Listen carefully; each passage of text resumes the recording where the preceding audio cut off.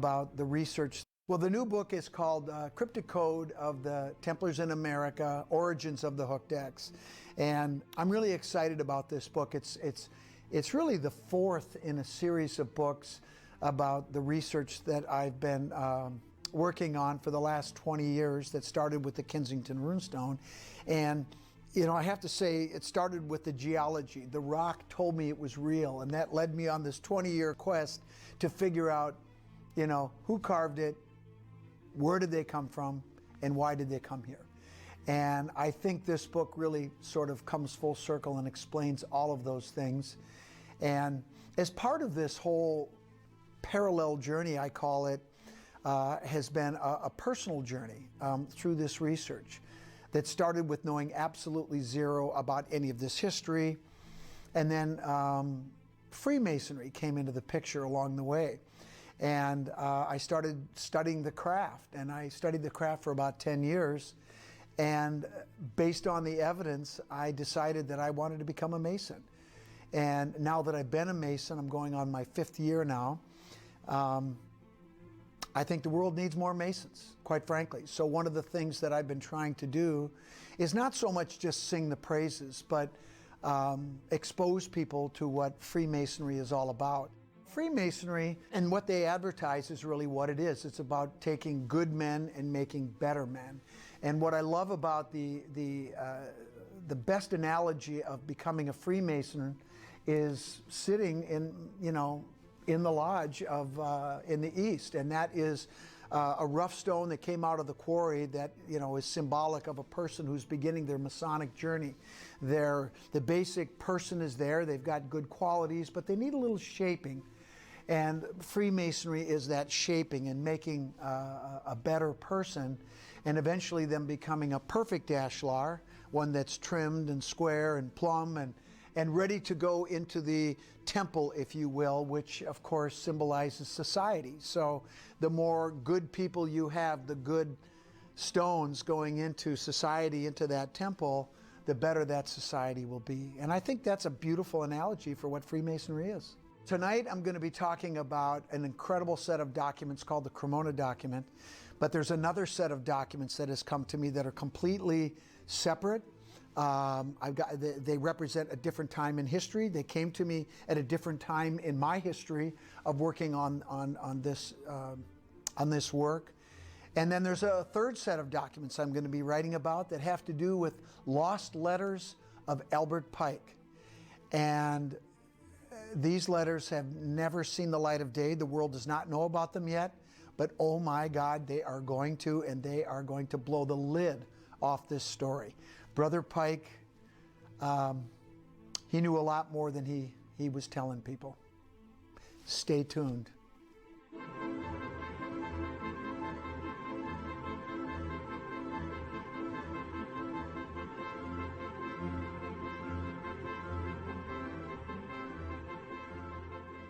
Going into my 5th year, I studied Freemasonry for 10 years because of this research, and I wasn't a Mason.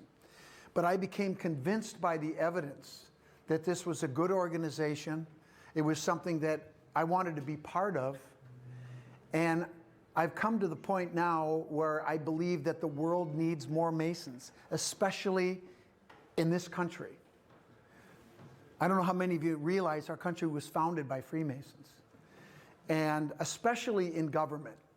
And I'm not going to get political at all, but I will just say this. If we had more Masons in government on both sides of the aisle, I can promise you that we would have a higher percentage of those representatives making decisions in the interest of the greater good than the personal good. I think the Masons in this room know that that's a true thing. We're not perfect, but I think in some ways, I think the country needs to be reminded where we came from, because we kind of lost a little bit of that history. And history is important. And so tonight, I'm going to talk about this history, but I'm going to go way, way back and tell you a story about how this journey of the Templars that eventually founded this nation handed the obligation off to our founding fathers that we hear about all the time, right?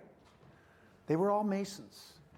And so I hope you enjoy it. And I will just say that I'm very proud of this, and I wore this tonight. And not that I want to put any pressure on him or anything, but my son Grant is here tonight. And Grant, if you would stand up so they can see you.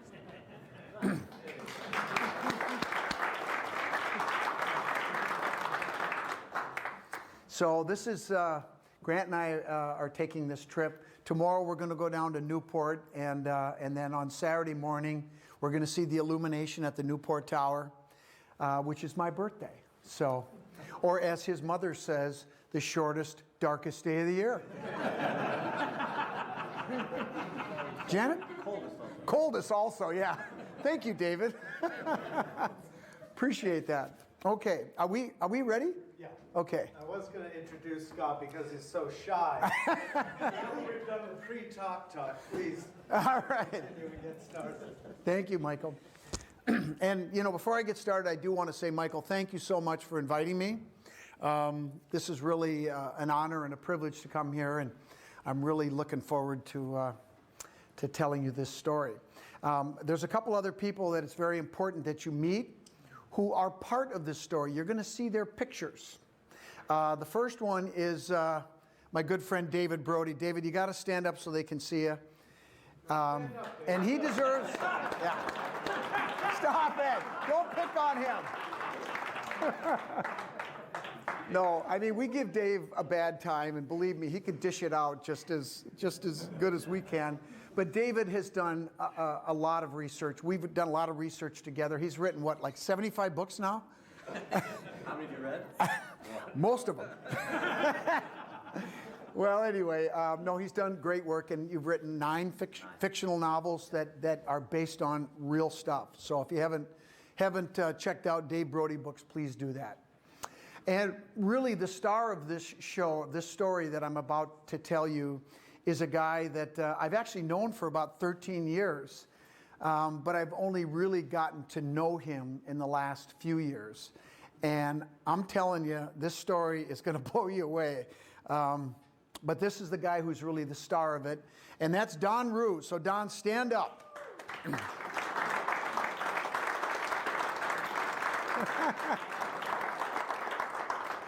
All right. Well, with all of that, let's get started. So I'm going to talk about a document, and this is that document. We call it the Cremona document. And to the best of our knowledge, and I want to tell you that we've spent many, many years vetting this. And at this point in time, I'm inclined to think that this is probably a real document. And the story is true. We vetted it as far as we can. We have some more work to do, right, Don? But at this point in time, I think things are lining up pretty well. Now, having said that, this is obviously not a 12th century book. That is probably a mid-19th century book, sometime in the 1800s. But understand that Templars, Cistercians, Templars are Cistercian monks, the white monks with the white tunics. They had scriptoriums in their monasteries where the monks, all day long, all they would do is copy down manuscripts and then recopy and recopy. So what we believe this is probably at least a second or third, possibly a 4th generation copy of a 12th century document. Does that make sense? Because some people get into the end here and they go, that doesn't look like it's from the 12th century. It's not. And I think I introduced Don. This is Don and I about a year ago, or no, not even that. That was in the spring, wasn't it? There's no snow. When we filmed an episode of the most recent season of America on Earth, Don and I were at the Newport Tower, and so I introduced Don. You know who he is. He's the really the center of this story. But there's another guy who's very important, who was the center of this story for many years, and that was a colleague of Don's who worked together in a company called Spartan Enterprises. And this is Dr. Bill Jackson. Now, Don, if I cross a line, just go like that. All right. So when I first met Don, and I was trying to understand the work that he did, I said, Don, what do you do?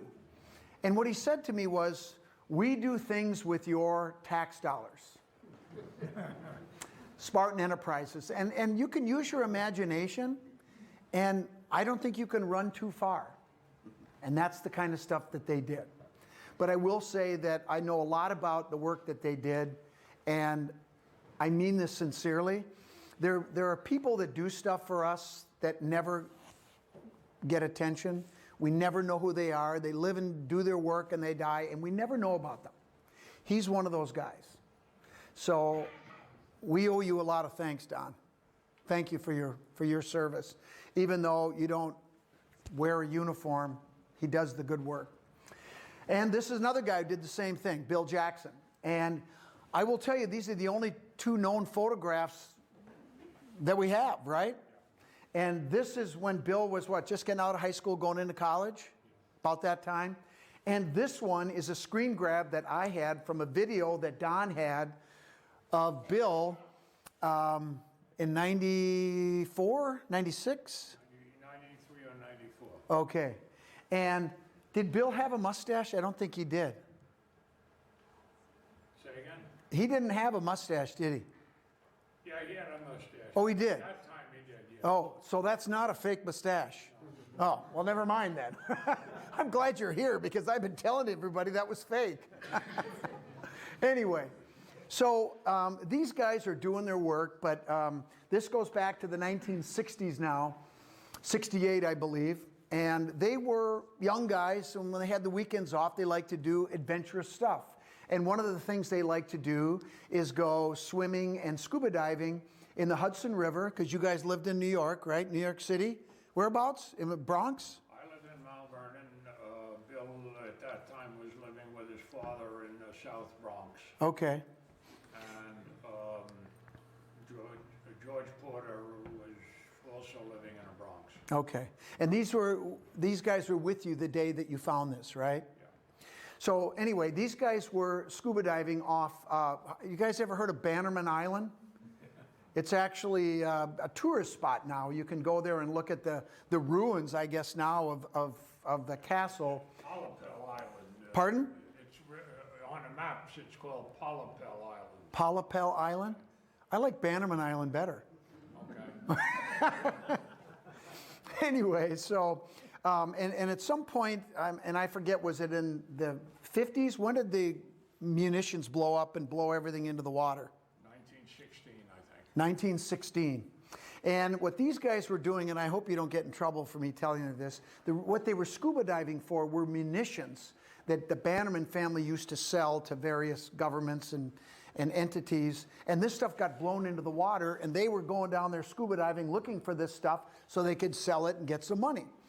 Well, anyway, Don was on the boat, I think you said, and he looked over on the shore and he saw this box with a little round ball on it. So he swam over there and grabbed, and there was two of them, right? Yeah, that's a facsimile. That's, yeah, it looked like this. This isn't the actual item, but we think it was part of a decorative ornament that was in the flower gardens that Mrs. Bannerman apparently was a florist, and she was big into gardening and all that. And so Don grabbed these. Well, his buddy, Bill Jackson, his wife was also into gardening, so he gave those two boxes to Bill. A year or two later, about a year and a half later, Bill's son, Mark, was 5 years old, running along in the house, carrying this thing. He tripped, he dropped it, and it broke. And inside were two things. One was a clay tube sealed with beeswax that had a couple scrolls in it. I'm not going to get into those right now. The other thing was this brass seal. And there's some very interesting symbols on this brass seal. I think I have a picture of it. No, I didn't. Anyway, there were some Theban symbols, which is one of the coded scripts that the Templars used to use starting in the 12th century up until I'm not sure when. And on the back, they were able to decipher the Theban, and it said, press this pin here and it'll open. And they opened it, and this little piece right here came out. Inside of it was a bunch of metal brass inserts that had scenes carved on them and words carved on them. One of the words was Onteora. And I don't want to tell the whole story. It's a fascinating story, but Basically, he ended up going to France to see a guy, a friend of Dan Spartan's father, a rare book dealer, and he bought an illuminated Bible for his wife, Muriel. He bought a copy of the Constitution of Honorius that had a Theban alphabet in it for decoding the script, and he bought a pamphlet. And I don't remember the name of it, but I know it was published in 1718, and essentially what this pamphlet was about Native American words found in Old English language or European languages. One of the words in there was Onteora. And the reference for that the citation for that referenced a book called the Cremona Document. Eventually, Bill traced down the descendants of the two authors. And one of them lived in Spain, Benvenuto, or in Italy, right? Benvenuto, who had a copy of the Cremona Document. And Bill went there and he bought it for, what'd you say, $600 and something? Yeah, Right. 12,000 lira, which was about $675 now. 12,000 lira, about $675. I want to get my facts straight because he's here. Anyway, so Bill bought the document, and that's when the journey began. Now, this is the first page. Remember, this is a copy of a copy of a copy. And in Latin, it says right here, Veritas vas liberati, the truth will set you free. And some interesting crosses here that are Templar-style crosses. Now, before I go too far, I want to just quickly educate you about this symbol that I have written a book on called the Hooked X. It's found on the Kensington Runestone. It's found on the Narragansett Runestone, which is down in Rhode Island. It's found on 3 Spirit Pond runestones up in Maine. And all of these I have researched are connected to the Knights Templar and their pre-Columbian voyages to North America. I've also proposed some theories as to what this is. This is a very sacred symbol to the Templars. It's being used for the letter A, or the A sound. But in runic language, which is what these are, this is a Scandinavian runic inscription. This has runes. We don't even know what it says to this day. But it's clearly being used for the letter A. And the scholars have struggled with this for over a century because that's not what the runic symbol looks like. It doesn't look anything like that. But yet there it is. Of course, instead of being good scientists and admitting we're not sure what that is, they didn't want to look stupid, so they said, oh, it must be a fake, and dismissed it. Not good science. And they were wrong, by the way.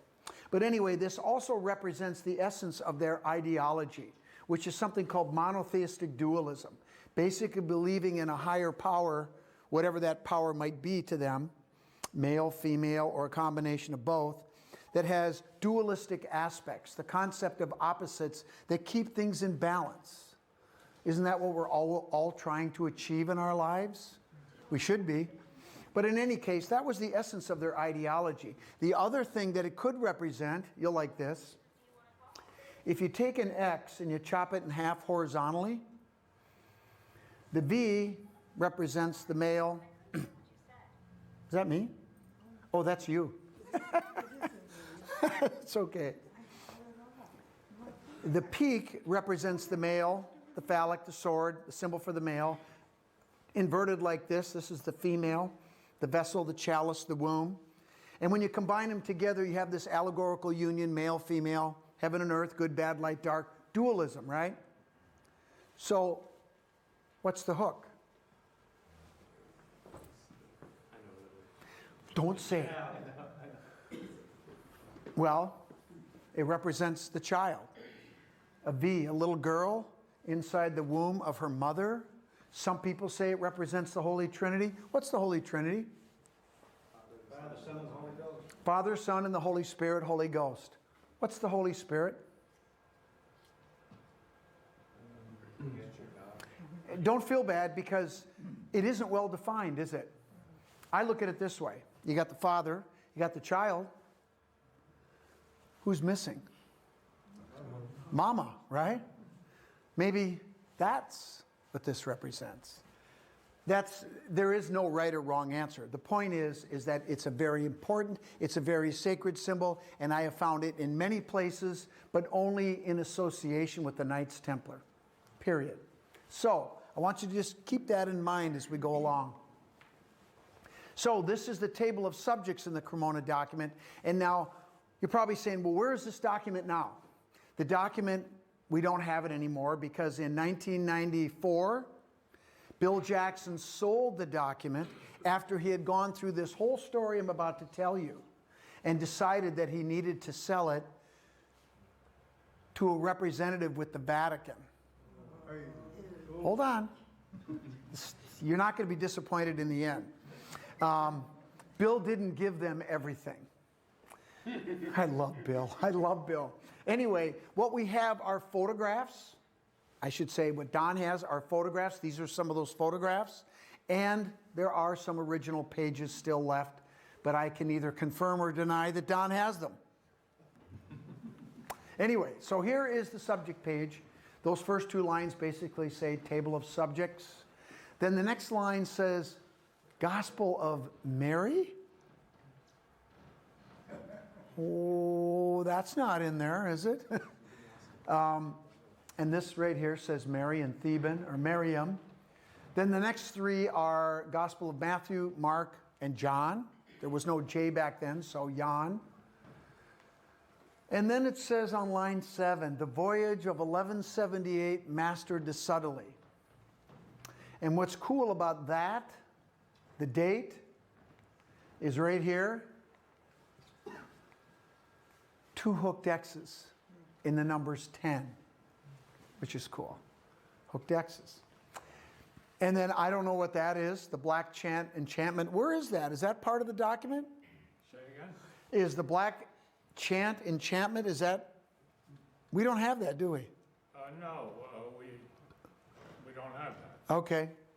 All right, we don't have it. And then we don't have this one either, the picture of the objects in the tunnel. We don't have that. Oh, maybe. Yeah, maybe. Are you holding out on us? That's the tunnel between Connacht. Oh, you're talking about the ARC page. Yeah, okay, got it. Yep, that's right. That's what that is. Okay, good. I'm glad he's here. All right, so now what I want to just wait and tell you is that this is what we're going to talk about here. But before we do that, we're going to talk about another document. And so the Cremona document really is a compilation of documents. There's multiple parts to it. The first part basically is a first-hand narrative of 6 Templar knights who go under the temple in Jerusalem. And it explains how they got in, their journey down into eventually finding what I guess I'll call a tomb, and what they found in there. This is the story of the Templar treasure being found. And it's written by 3 of those knights. One of them is referred to as Hugh, probably Hugh de Payens. So you are about to see and learn what the Templar treasure that was found under the Temple Mount, probably around 1109 to 1118, somewhere in that time period, because this document is not dated. But here we go. So, this has been translated. This is what it actually says. At the 4 corners of a squared floor defined by marble stones set in the floor, forming an oblong square. Does that ring any bells? Yep. Rest 4 limestone boxes. They are called bone boxes, and the Ivri, 1st century Hebrews, buried the bones of their dead in them. There is a locali behind each one, but no bodies are within. Do I have the locali? No, I don't. I have pictures. I got to add them to this presentation. In any case, in the 1st century, there was a certain group of Hebrews, Jesus and his people, some called them the Essene, had a unique burial practice. And it only went on for about 100 years. After the Romans attacked and dispersed them, that was the end of it. But the way they did this is only the family could process the body of the deceased.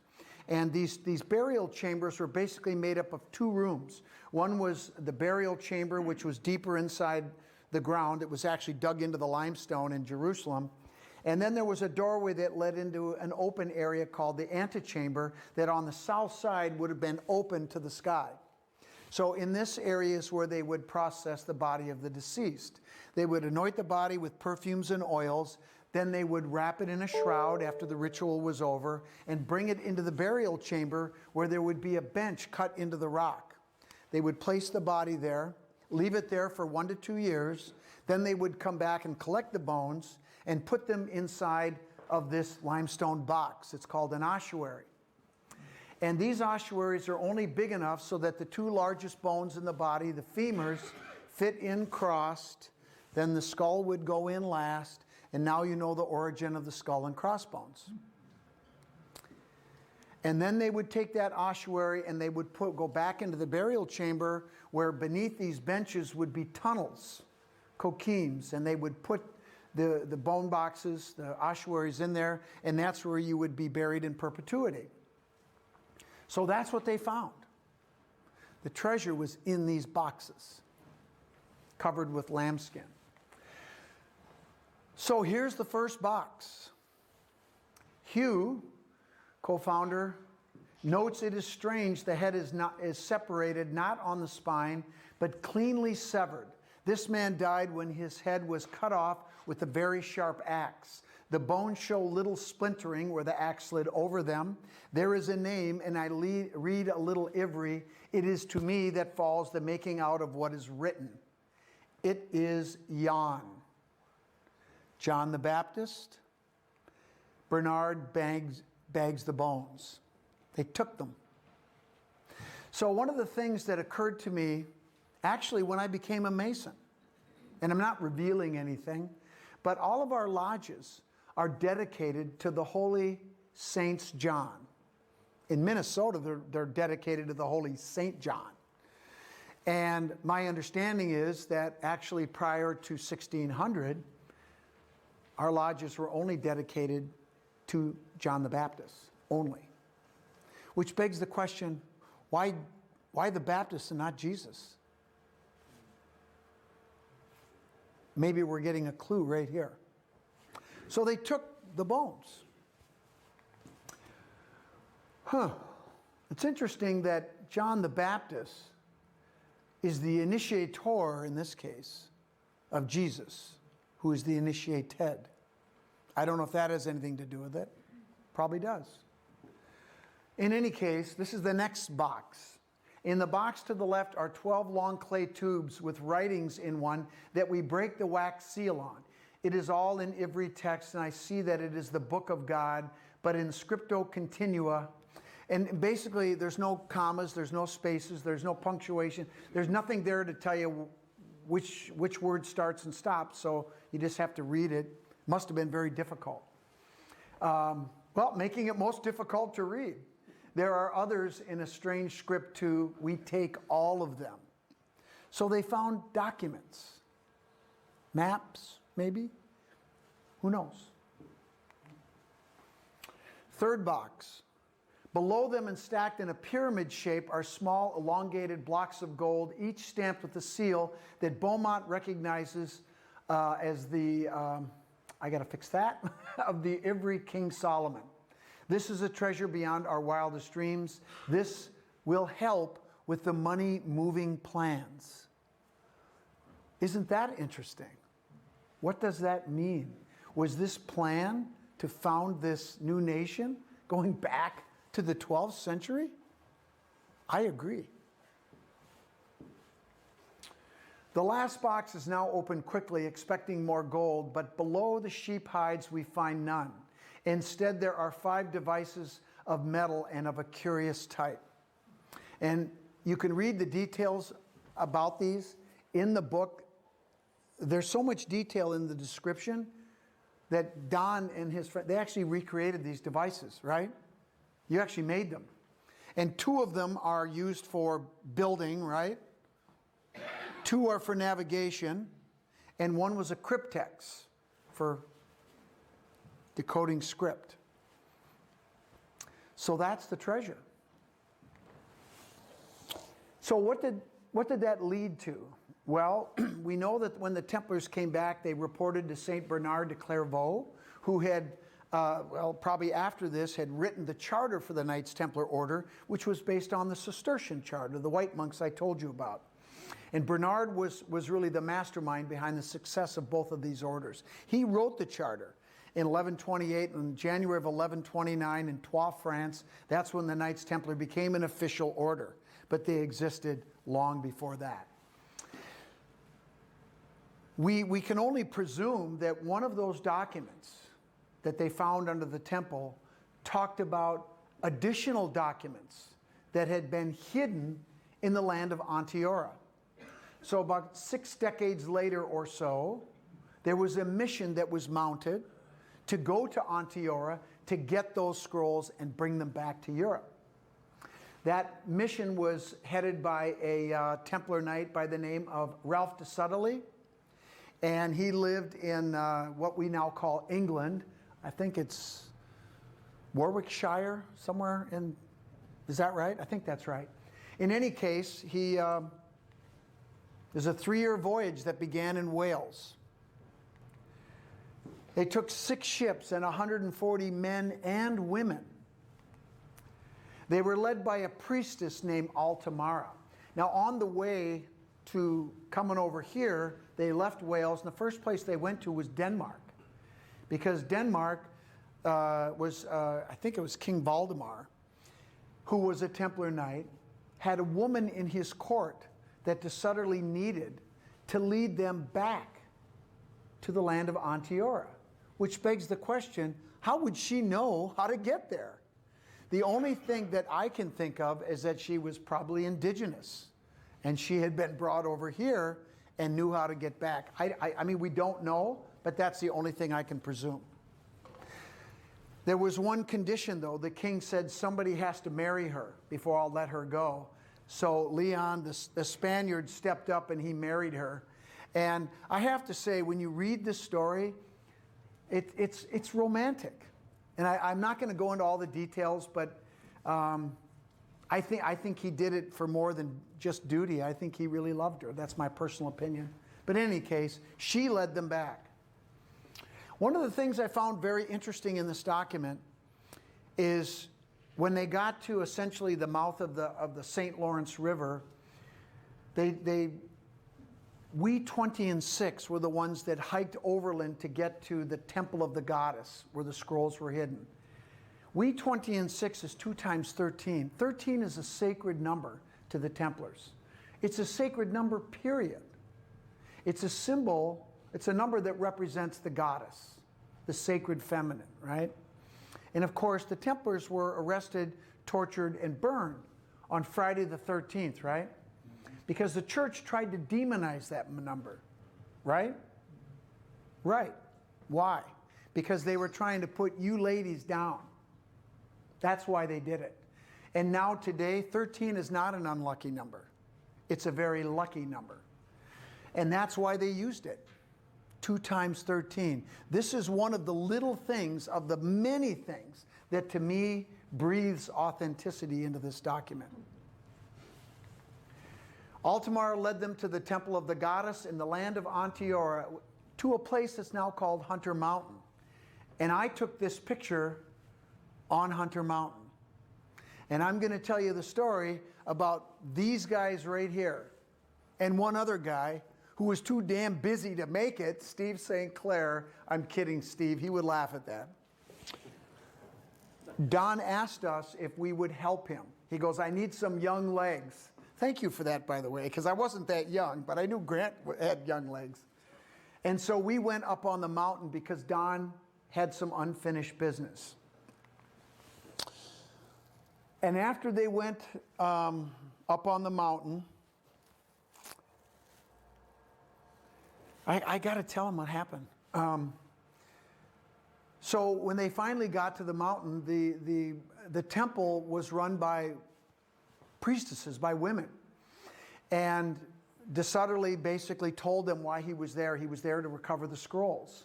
And the head priestess said, well, you can earn the right by going through a ritual. And this was a 3-day ritual that involved spending 3 nights in 3 different caves, that we have been in those caves. And in the end, that final night, the priestess came to Master de Sudley and offered herself. And he said, I have taken vows of celibacy. And she said, you pass. And he earned the right to get the scrolls. But he didn't get all of them. She said, reach inside this hole and take out what you can. And he pulled out and he got a pretty good hoard, but he didn't get them all. And then eventually there was a battle on the mountain. A warring tribe came and attacked the people of the mountain, and Altamara was killed. And so they burned her body and they put her remains inside of a wooden box, wooden ossuary, and then the remains were put inside of one of the small caves up on the mountain with offerings and sealed with a large boulder, and then they left. And de Sudderly and his men went down south, and they eventually stayed in one of the islands on the northern end of Long Island, what's now Long Island. They wintered over there, and they built a ship, and then they sailed back home. And eventually de Sudderly reported to the Grand Master named Odon in 1180 in Saborga, Italy, and a Cistercian monk took his deposition, and that is the Cremona document story of a year we remember. That's how we know about this. So you know the story, right? These are the names of the 6 knights. I've highlighted this one for a reason. I want you to remember that name, Lionel de Waldern, Spaniard of Leon. He was the one that married Altamara, and de Sudderly led the group. Well, in a nutshell, what happened is Bill Jackson decoded this document, and then, like any good scientist, quite frankly, he needed something to prove to him that this was worthy of his time, because the story is so fantastic, it's almost unbelievable. So one of the first things he did is he called his buddy Don, because one of the things that happened on the trip over is de Sudderly, they lost one ship off the southern coast of Newfoundland. And actually in the document, the details are incredible as to where it went down, enough so that you could go look for it. And that's what Jackson did, is he dragged you and a couple other guys, right? And they found the ship. They found the ship. And one of the things they did is they pulled up the mast. And the mast was made of 2 pieces of wood that were joined together. And there was a brass strap that tied it together, and then a stone that was wedged in to tighten it. And you guys took the stone, and the Canadian government took the mast, right? Yep. Yep, and the strap. Well, the stone had some interesting symbols carved on it. You'll see in a bit. Well, finding the ship would have motivated me. I'm all in, right? Jackson was all in. Thanks in part to you, Don. Now, what's interesting about this, Don didn't know what the heck was going on. You didn't know what was going on until what, the 90s? Yeah, well, more than that, actually, until I read the Cremona document, which was 2004. You really understood what was going on. Really? With friends like that? I'm kidding. Anyway, so what this did is this began a pilgrimage, if you will, for Bill Jackson to find Altamara's tomb, because they knew that it was in the Catskills somewhere. And it took, what, 7 years, 6 years? 71 to 77. Yeah, 6 years. And on October 11th of 1977, and the whole story's chronicled in there, it's incredible, their journey. And so for years, Jackson would say to Don, Don's not married, so he's got the time. And he said, Don, you want to go hiking up in the mountains? We were talking about it today. He said, yeah, I wanted to get in shape so I could hike the Grand Canyon. And they went up there, and Jackson was slowly but surely cutting pieces of real estate off until they found the landmarks that told them that they were in the right area. And in October 11th of 77, they found the tomb. And I've got more pictures. You can see them in the book. But it's just a small cave. I actually found this cave too. I had to go find it and see if it was there. Not that I didn't believe you, I just didn't believe you. Anyway. But this is a stone here that has some of the offerings. You see that little metal piece right there? That's right there. And it's part of a navigation device, right? Wasn't there a piece of glass in there too? Yeah, but the glass wasn't actually part of it. Okay.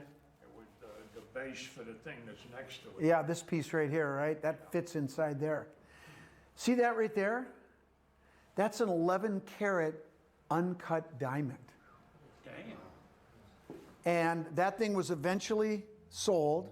Yeah. It had 8 owners. They all died. And they all died within a year and a half.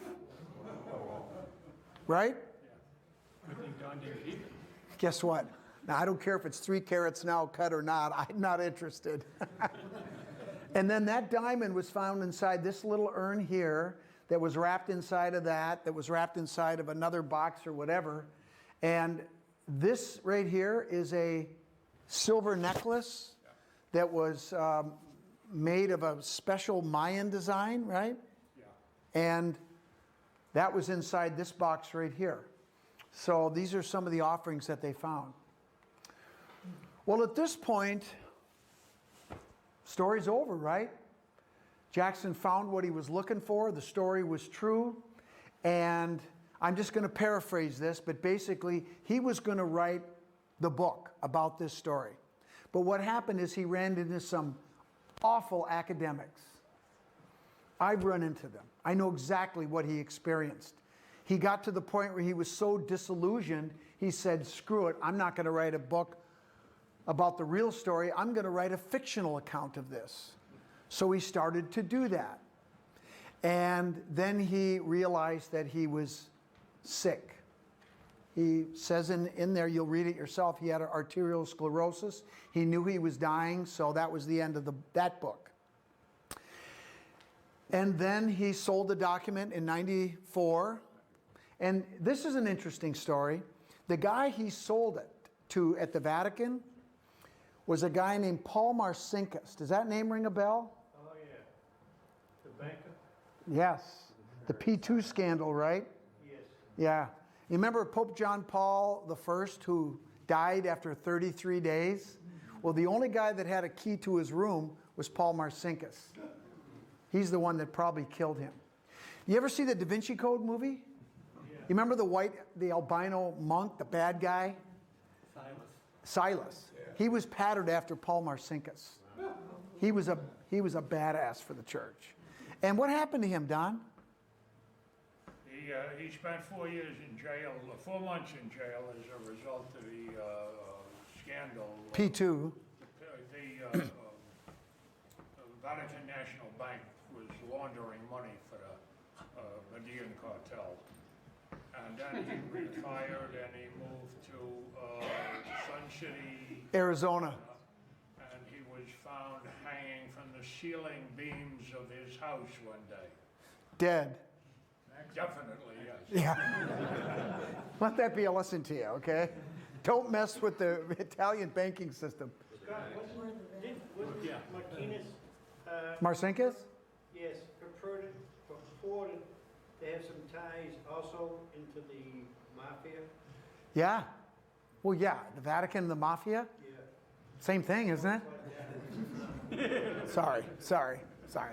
That was inappropriate. My bad. But yeah. I mean, it's documented. Yeah. I've seen stories about Right. that. Were you the one that found Jackson's name? Yes. Yes. What was the book again? There was a book written about the Vatican banking scandal, a bunch of Italian sources, and in which Marcinkus was implicated in the assassination of Pope John Paul I. One of the sources, William Jackson, the only Caucasian name in the entire book. Yeah. That's. Also a program on TV about that not too long ago. Yeah, it's an interesting story for sure. And one of the things that we know that the Vatican tried to do was to pin the murder on the Freemasonry. That's why he was killed after 33 days. That's one of the things. There's more to that story, but it's well documented what happened. So at that point, you would think the story's over, right?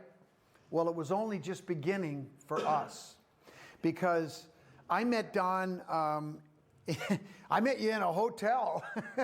We were at a conference, near a conference, and actually you and I both went into the room and said, you and Zena said, we'd like to show you some artifacts. And he pulled out this brass seal. And then he had all the, he had the inserts on it, and I'm looking at this thing, and you're trying to, and at that time, he didn't really understand the whole story either. But a couple years later, he contacted us, and he said, hey, I'd like your help. Would you go up on the mountain with me? There's some things that I want to look for. And so I said, okay, and I talked my son into it, and talked Dave into it, we talked Steve into it, and we went up on the mountain. And what happened was Don had this map, and at the time, you never told us where you got it, but this has been He wouldn't even show it to us. He wouldn't, well, he showed it to us, but we didn't get to study it really. And these are some notes that are BJ Bill Jackson, 1984, from the one remaining tube found in the cave. Well, what he didn't tell us is that they also found another clay tube inside of Altamara's tomb, sealed with beeswax, that had this in it. And so this is a kind of a funny looking compass and square. This is a creek right here, and these points represent points on the mountain.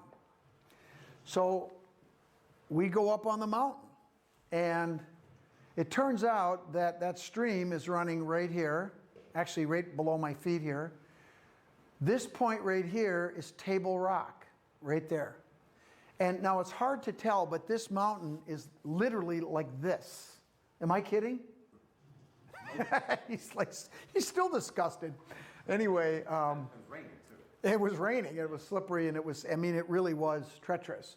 But when you stand on top of it, and it's probably about a 12-foot square flat surface, I mean, you could survey off this point, but the point is you could see every point from up on this vantage point down below us, right here. So these are some of the things that are marked on the map. The first thing at the bottom of that square is a delta symbol. And when you climb up there, it's on a big boulder. And of course, a delta symbol is pretty sacred, isn't it? It's a symbol of deity in Freemasonry. And that's me standing next to it right there on the way up. There's Grant, there's David, there's Don, and they're rubbing off a Theban B right here on this block, which is on the upper left of the square.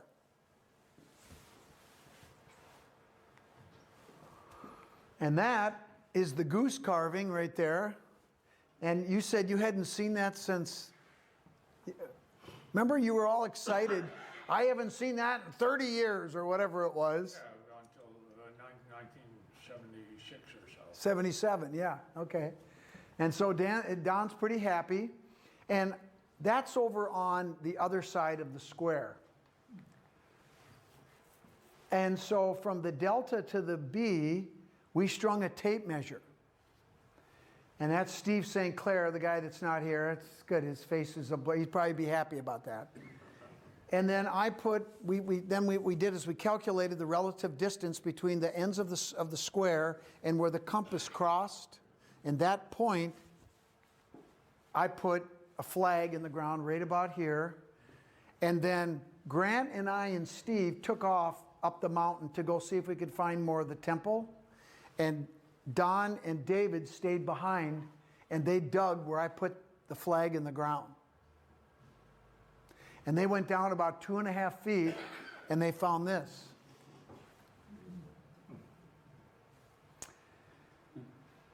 Now these are Roman numbers, right? And this is Latin in camera, which is actually still used in law, right? In secret, yes. Yeah, in tomb, in chamber, in secret. I think when you meet with the judge, you call it in camera, in chamber, in secret. And then if you look at these numbers, we all figured it out pretty quick that this is probably a latitude and a longitude. And then you flip the stone over and you have these two symbols. This is the Phoenician goddess Tanith, Remember that stone that was on the ship that tied in the brass strap to tight? These two symbols were carved on that stone the same way. Right, Don? Is that right? Yeah. So you did find the right ship. Now, what's interesting is you notice how these lines are solid and continuous, whereas this wilted rose down here, which is symbolic of the house of Migdal, and there's a dot in the belly right there. Pregnant, maybe? I don't know. I don't know. But it's interesting, this is carved with a pecking technique, whereas that's straight lines. And I don't really know what that means, but that's just an observation. Well, what the heck? What would be the first thing you guys would do? Find out where the longitude and latitude. Hell yeah. We got on that computer, we got on Google Earth, and boom. Right up in the middle of nowhere in Canada. And we're like, what the heck? And then it dawned on us, wait a minute. The Templars didn't use Greenwich back then. They used Paris, because that's where their headquarters was. So we recalculated it, boom, bingo. Old Montreal, Canada. So what did we do, Dave? Road trip. How fast did we get up there? We rode. Shower. We didn't even shower. We just zipped right up there. It wasn't pretty, but we didn't care at that point. Anyway, okay, so before I talk about Montreal, I got to get serious with you for just a second. I'm serious. This next part is a little sensitive for some people. And I just want people to know that I'm not here to try to offend anybody. But what I'm about to share will be bothersome to some people of a particular faith. I'm not here to do that. I'm just trying to get to the bottom of this mystery. So this is all in the spirit of science. So if anybody gets offended from here on, it's your own fault, okay? Are we good? Okay, here we go. All right. I do that seriously because I've had people walk out and were offended. So, and I don't want to do that. That's not my point. Okay, so the colors of Mary Magdalene in art are yellow and green. Green for her Celtic roots, heritage, and orange for the region of France that she disappeared into after the crucifixion, where she lived her life and died. So now you know that, okay? So when you look at art, you will know who is who. There she is. This is in a Roman Catholic church, stations at one of the Stations of the Cross, and there she is, right? When we went to Montreal to investigate why is that important, why is this taking us up there, there is a basilica there dedicated to Notre Dame, Our Lady, and it's beautiful. And I'll never forget when we walked in those doors in this beautiful church, we turned to the left and there was this painting. And it was probably 12 feet tall by 8 feet wide. And look at the colors. And look at the M sign. And look at the orange necklace. Doesn't that look like a little girl? It's supposed to be a little boy, but I don't know if I see that. I think I see it, but I don't know. I don't know. But anyway, this is in Canada, okay? So the other thing that we saw in Canada is absolutely incredible in this Notre Dame Basilica. And this is the pulpit, right? It was carved in wood. This thing is beautiful. And at the top, where the preach is delivering his message, you have this glory up here, right? And you have the delta symbol, which is a symbol of God, deity. And oftentimes you will see 4 Hebrew letters inside of it. It's called the tetragrammaton. Yod He Vav He. Well, when I looked at that, or when we looked at that, we assumed that's what it was. But that's not what it was. And just to show you, when I was in Sweden several years ago, this is an example, Church of Mary Magdalene, of the tetragrammaton that I'm talking about. Yod He Vav He. But that's not what's in this church in Canada. This is what's in there. He, Vav, He. And in Latin, those letters translate to Eve, the goddess. The Templars' true ideology. They venerated the feminine aspects of the Godhead. So that's crazy. I have never seen that anywhere else except in that church. And we saw another one in that church. There was two. So, let's go back to the document. This is from the Cremona document again. This is a list of the scrolls that de Sutterly got. I want to point out this one in particular. Let's go back and put it in English. A contract of marriage with Yeshua ben Yosef and Miriam a Hasmonia at Canaan. That's Jesus and Mary Magdalene. A marriage document that was hidden over here. Well, now you know why they wanted to get it out of Dodge. That's just one of them. Canaan was where the Phoenicians are from. Phoenicians. The Phoenicians from Canaan. Worship the god of Canaan. So that's where she was from. And they're in Spain. So, this is what the We Remember says. We have returned with the 9 tubes, many having several scrolls within, but the marriage document of Grandmaster Odin's state is valued beyond measure. And it talks about what's right there. This, by the way, this scene right here was in Bon Secours Church, which is right next to the Basilica in Montreal. He's crowning his queen. Do you connect this with the wedding feast of Cana and the first miracle of Christ? I'm not the person to ask there, That's the but I think so. And that's why Mary was presiding at that wedding, because it was your son's wedding. Now, since I've been doing the show and doing this research, I was contacted by a Freemason who was a retired naval officer. He was like a 2-star, the equivalent of a 2-star general, whatever that is, the equivalency in the Navy. And what he did while he was serving was to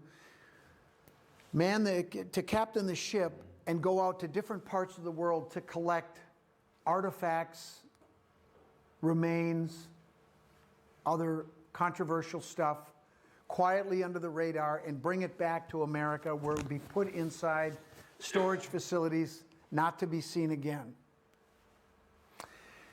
And he sent me a lot of crazy stuff that I don't even know how to follow up on. But he also sent me this. And this was a letter written by another Mason who was a Monsignor with the Vatican at the time. This was 2009. Thank you for contacting me with your question. First, let me say it is true. The Catholicus Mysticus is in fact in our Vatican archives in storage. It is true that the papyrus in question was delivered to the Christian authorities in 220 AD and that it details the reported event number 1. Mary Magdala had secretly wed our Lord and Savior. 2, she had his child, a girl. Her name was Sarah. I'm saying that, not him. And 3, to avoid possible persecution of the child, she traveled with trusted friends to what later became known in Europe, as Europe, reportedly France. The papyrus was delivered by members of the Church of Galatia. I will neither state that the papyrus is true or false, and that I can assure you that the Holy Roman Catholic Church will never allow the document to be seen by the public. That's a surprise, right? So, with all of that in mind, I'm going to reveal a secret to you guys. You know who Leonardo da Vinci was, right? He was the Grand Master of a particular order during his lifetime, and he had a lot of secrets. In 1483, the Church of the Immaculate Conception commissioned him to do a painting called The Virgin on the Rocks. And this is that painting. And when he presented it to the church, they basically said, screw you, do it again. Now, my question to you is, what did they object to? You have all you need to figure this out. Oh, maybe the color's over here. That's a problem. Now, for those of you that don't understand, this is supposed to be, you know, the Virgin Mary and her child Jesus and cousin, I guess, John the Baptist, right? Well, if that's Mary Magdalene, that can't be Jesus and John the Baptist, can it? Well, if it's not them, then who are they? I'm not telling you. You have to figure it out on your own. Anybody? John the Evangelist? No? That's a little boy. That is her son with Jesus. His name was Judah. Well, who's that? Who's she pointing to?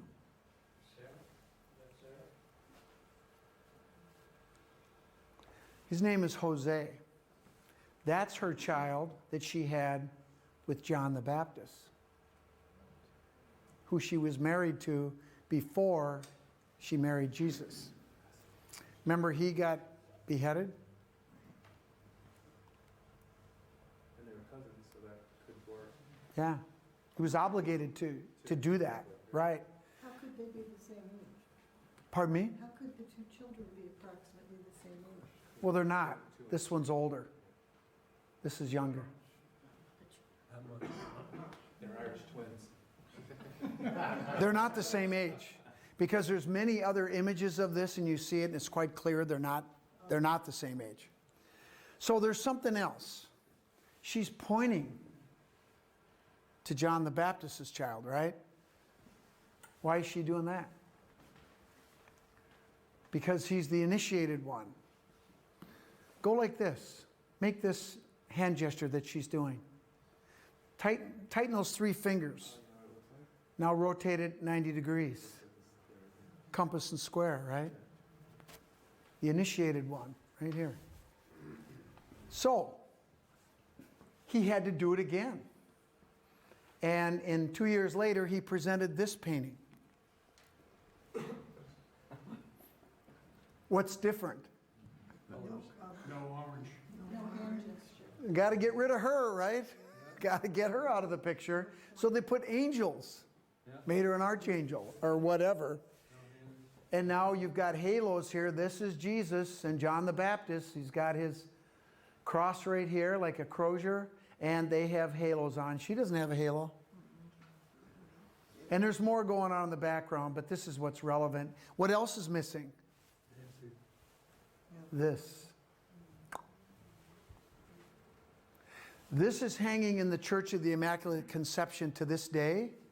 This is hanging in the Louvre. I've seen that one. I haven't seen the other one. That's pretty cool, huh? That's our little secret. Okay. Now, so the story's over, right? We go up on the mountain, we find the stone, and it led to all of this. So for 9 years, I've been thinking, what the hell is that stone? Where did Stott, and you never told us where he got the map either, which I was a little upset with you for a while. I'm like, come on. And then we got back together. I was kidding. I wasn't mad at him. I was disappointed because I didn't understand. And I don't like not knowing what's going on. That's not in my DNA. So about 2.5 years ago now, Don emailed me, and my wife Janet and I were driving up to Nova Scotia. I'll never forget it. And I checked my phone while she was driving. And there was an email from Don. And in there was this photograph. And I'm like, Don, what is this? What is this? Robert Cavalier de La Salle. We have a high school in Minnesota called De La Salle High School, named after this guy. He was a French explorer who's given credit for discovering the southern half of the Mississippi. What are you talking about? Indigenous people used it for thousands of years. You didn't discover anything. But anyway, That's how you really feel. I'm just saying, it's just nonsense. Anyway, so this letter, this photograph of this letter came from Melissa Jackson, Bill Jackson's daughter. Bill died in 2000, and then his daughter moved over to Ireland. And she lived there for many years, and then she was moving in 2017 to Scotland, right, to be with her brother Mark, right? And she was going through her stuff, and she found this envelope that her dad had left her, and it said, if anything happens to me, give it to Don. Well, he got it 17 years late. But, so he sends this to me. I go, what do you think of that? I go, well, what do you think I think? Open it up. And he goes, well, it's not mine, it's Melissa's, and we've got a couple of people we got to go through. I said, well, see if they'll sell it. So he got back to her, and by the time she got back to us, they had already sold it. But Melissa, knowing how Don, this is part of his life story too, she didn't know about me, but she said, she contacted you later and said, well, we sold the letter, but as part of the deal, they agreed to let me open it, to take photographs to send to you guys. So that's the next best thing, right? Because we offered to buy it. It was already sold by the time we got the correspondence back. This is De La Salle, and here are the pictures. What's cool, this part right here, when you open it up and you pull the first flap, this is the first thing you see. It says, after reading, set this message to flame. See the date? 1656. May 8th of 1656. You know that church in Montreal? The Sulpicians founded a seminary there in about 1642, just a few years before this was written. Here's the letter. Robert, this day is our last in the temple of the goddess, on the mountain of Manitou. Flatlanders and Hollanders encroach daily, and the people are much afraid. I have set a message in stone. That's our stone. And one in the cave of the priestess Altamara. That's that compass and square map. Now we know. To tell of our passing. I go be with the people of my mother to the south by water, have gotten a missive from Father Olier to go to his place of the Sulpicians to the north, beyond the great North River. 26 soldiers and Imogene, 26, 2 times 13. And the faithful also go north. I send 4 boxes, bound boxes with 13 scrolls of Adoniram, 26 scrolls of 6 of Pharaoh's scrolls, 129 of Euripides, 9 of the Kohan, 16 of ours, 8 of Yeshua, and the history of the Celts. I have also set the book of Wars of the Lord, all go north. But here's the best part. Signed by M. Lionel de Waldern, the 21st. Remember those 6 knights? The one I highlighted? His name is Lionel de Waldern. This is his descendant 21 generations later. Yes, I've done the math. If you go about 25 years, it's a little under 500 years later. Wow. Now we know. Do you know if that's the Brock Libre, the lost history of Ireland? I don't. Scotland? You mean the history of the Celts? Yes. I don't know. This is all we have. This is what we got. Because the history of the Druids was taken when St. Patrick came. Mm-hmm. The High Druid's sons took it and they went on missions to Amaranth, the Merovingians. Yeah. And then they went to Scotland as well. It was called Green Seas. And it was like a meditation that they would go into caves. And it disappears and it doesn't come back until the lowland Scottish invasion. So this makes sense, doesn't it? Actually, it's quite It's quite amazing, isn't it? yeah. Yeah. Well, I'm just. Email that I sent to you. I will. I promise. I promise. I promise. So, there's one more little surprise, though. And this, by the way, is Father Ollier. I took this picture when we were filming an episode at Saint Sulpice Church in France. And, sometimes I'll take pictures. You never know when you might need it. Oh, boy, I'm glad I do that, because there it is. And then that's a portrait of Ollier. And he's the one that sent De La Salle over to Montreal. And how De La Salle fits into this, I don't know. What's interesting is that letter and the date, he was only 13 years old at the time.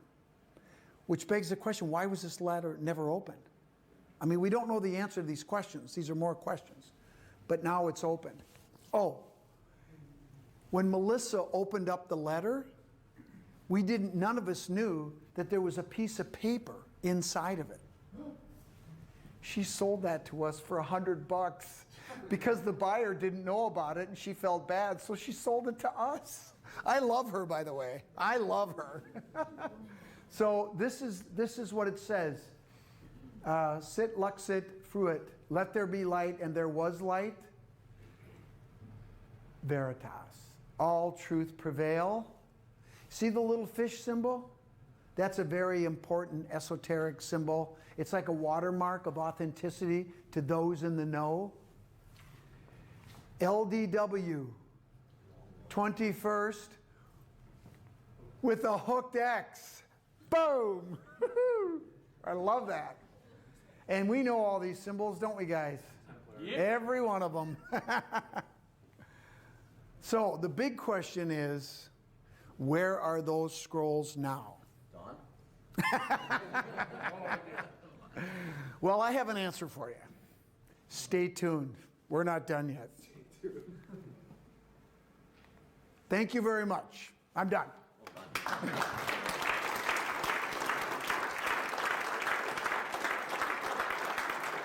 Thank you. That was amazing. That's pretty fun. All right, everybody go out and tell your Catholic friends about that. No, don't do that. Try it. It doesn't go well. I'm in the belly of the beast. Oh, no. But thank you so much Yeah, for you're being welcome. here, to have this journey and you share your journey with us. Well, to have the guys that were with me on this piece. And you know what? Seriously, we owe really a big debt of gratitude to Don for hanging on to this stuff, for sharing it with us, for helping us. And I want to just say one other thing. I do have books for sale if you're interested. But Don also has a few books that he put together, because one of the things I said to him, because part of the, and this is, I haven't told you this, but a lot of these documents, Bill Jackson disseminated to his buddies that were part of the Spartan group. And we figured out today why he did that. I go, why did he go through all this crazy getting this stuff to you via your friends that have passed on, and their estates leaving this stuff to Don? Well, he told us the reason. And that is because when Jackson sold the document to the Vatican, to Marcinkus, a known murderer, right? He wanted to be able to say, I don't have the stuff that you didn't get. But the church apparently didn't even know there were pieces missing, because those pieces ended up with him. And so he had this, and if anyone from the Vatican came back, which your thesis is, it makes a lot of sense to me, is first of all, I don't have it. And by the way, if you want it, that'll be another 10 grand. It makes sense to me. How many more of you are left? 4. 4 left? Okay, well, hey, there's more coming, I'm sure. But anyway, yeah, Dave. So first of all, amazing presentation. Thank you. And I've lived this, so I'm Yeah. blown away by it. One thing I just want to highlight, and that is... Stand up so they can hear you. One of the big takeaways for me on this is the fact that Jackson sold this to a high-ranking Vatican official. The question has always been, since we first went up the hill with Dawn that time, is this true or is it not? Right. For me, when I learned that a high-ranking Vatican official not only bought this scroll, also climbed up and found some of the things on the mountain, right? We think he found some stuff. Well, I'm not sure. Well, no, I don't think the Vatican... Well, you know what? We don't know who those guys were. We don't know who they were. Wasn't Marcinkus up on the hill? Doesn't one of the... Jackson's friend wrote this diary entry talking about how Marcinkus was on the hill. No, that was Barry Fell. No, different. I don't think so. I think, well, I remember reading No, something. that was Barry Feld. I remember that, but wasn't Marcinkus also on the mountain looking for things at one point? Not that I know of. Even not, the fact that he bought the document, who would know better about the possible authenticity of this than a high-ranking Vatican official?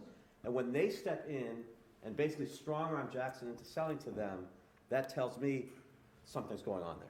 Well, and beyond that, when Jackson first bought the document from the Benvenuto family, they were about to donate that with some other materials to the Vatican. So it's possible that maybe, and so if he told them that, then they knew that he had something they were going to sell him. They may have known exactly what it was. They didn't get it. They were pissed. And when they had another opportunity to get it, they jumped on it. Right, but if the 1179 journey never happened, the Vatican would have known. That never happened. Yeah. This whole thing is ridiculous. The fact that they cared, to me, tells us it did. Just really important corroboration. Yeah, I think it is. My lawyer friend, you two are both. I have a question, though. Yeah. This Go ahead. seems like a search for truth, and it's 100%. important as a search for truth, but for what purpose? Well, there's And maybe truth is its own purpose, but you want to know why I'm doing this? Sure. Okay, there's a lot of reasons. One is I just don't like BS. I want to know the truth. I've spent the last 20 years of my life, it started with the Kensington Runestone and has led me to here, giving a presentation like this. I never dreamed I would have any interest in any of this stuff, let alone write 4 books on it. But part of my journey has been the same journey that Jackson went on. When I did my work on the runestone, I didn't know what it was. I had no idea about the history. I didn't really care. I do my forensic work, I write the report, I send him a bill, and on I go. When I wrote that report, and I said this thing was authentic based on the weathering, the rock told me it was real. The rock told me, hang on. And so I delivered my results, and I got blasted. And I'm like, what the hell's going on here? I thought you guys would be happy. No, they didn't like the results. Why? So, because it changes the narrative. That the archaeologists, that the church, certain political entities have been lying to us about ever since. As far back as you want to go. I don't live in that world. My world is you get to the bottom of it, you tell the people the truth. Sometimes you get news you don't like. Tough op. Deal with it. what do you think the strongest argument is that the Kensington Runestone is not authentic? There isn't one. But And for years there was one. Well, right, because of misguided academics that didn't understand what they were doing. And at the end of the day, here's what they did. They've been trying to tell the Kensington Runestone what it's supposed to be, instead of letting the rock tell them what it is. That's what it boils down to. And it's all about problems of the human condition. And it's BS. Because I can't even tell you. So I know what Bill Jackson went through. I've lived it. And you know what it does? It pisses you off. And in my case, I just said, screw it, I'm going to get to the bottom of this. And we are finally getting to the bottom of this well. The runestone's real. Absolutely. It says right on it, acquisition business, taking up land. It's a land claim, for God's sakes. And the Templars carved it. And there's a million reasons why they carved it. But if you just follow the evidence trail, it takes you right to the Cistercians and the Templars and nobody else. And you guys know as lawyers, right? And I know as a forensic person, when you've got the truth, everything fits as it must. But getting back to what you said, where's the evidence to support that it's not real? This is the dirty little secret in forensics that people don't understand. When you've got all this evidence in multiple disciplines that all converge at the same place, in this case, authenticity, how the hell can there be evidence to support the contrary? It can't exist, and it doesn't exist. And it's time the world accepted this thing for what it is, because it's our history. The founding of this country didn't start in 1776, it started in 1362. Print that. Sorry. That's why I asked the question. I know, and I love you for it, man. You gave me a pulpit, and I went this high on it. Any other questions? Why 1362? Because that's the date carved on the Kensington Runestone. And they encoded the same date within the inscription to protect the date that's carved on it that could be altered with another line, say in 1363, 14, can't do it. Protected it with a medieval Easter table dating code that's embedded within the inscription. Brilliant. That runestone has so, and the reason I call this book the Cryptic Code is because the final piece to this mystery of the runestone, the last thing, didn't come to me until I became a Mason. Until, and I'll tell you something in all seriousness, and the brothers in the room will know exactly what I mean. You don't become a Mason. You cannot become a Mason until you can say to yourself that you don't know it all. Until you can truly be humble and ready to receive, right? Naked, divested, right? That took me till I was in my 50s. And it was once I was initiated and I understood these principles that I could look at the runestone inscription in a new light. And all of a sudden, I get it now. And it also explains why the academics will never solve it. Because they already know everything, right?